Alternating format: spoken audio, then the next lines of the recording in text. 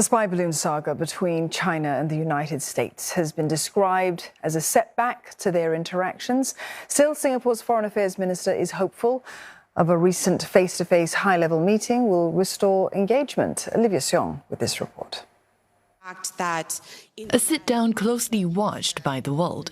Top diplomats from the United States and China face-to-face at an international security conference in Munich on Saturday. The first meeting since the U.S. shot down an alleged Chinese spy balloon over its airspace 2 weeks ago, escalating tensions between the superpowers.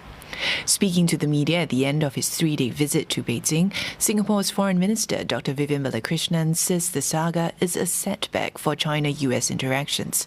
He says he discussed the issue with China's new Foreign Minister, Qin Gang, but declines to share more details. However, he's glad both sides appear to have had a frank discussion. I hope this will restore the very necessary engagement and collaboration and cooperation between the United States and China. This may be a matter for two superpowers to resolve, but for the rest of us in the world, we want them to achieve a modus vivendi.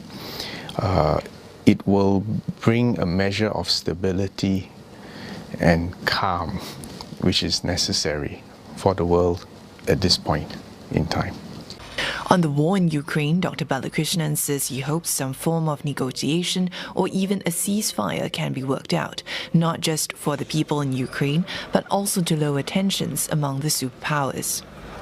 Everyone, is hoping that this de-escalation will occur sooner rather than later. But let me be, I have no illusions. The situation now is worrying, and in fact, looks like it will get worse before it gets better. So let's wait and see, and hope. And whatever it is, do not make things worse. Dr. Balakrishnan's trip to China comes at the invitation of his new Chinese counterpart. Mr. Tin was appointed as foreign minister at the end of last year. Their meeting, lasting 3.5 hours, had been extensive, he said. But even with a new foreign minister, Dr. Balakrishnan said he doesn't expect a shift in how China engages the region. I expect China's interactions and engagement with Southeast Asia to in fact accelerate in the years ahead. Yes, there are ongoing issues for which progress will be needed. So, for instance, the South China Sea, the Code of Conduct, negotiations in person, fortunately, have commenced. I'm not in a position to put a deadline, but I hope to see progress on this front. Dr. Balakrishnan also met Song Tao, the new head of the mainland's Taiwan Affairs Office, whom he describes as an old friend. The Foreign Ministry said he reaffirmed Singapore's One China policy and consistent support for the peaceful development of cross-strait relations.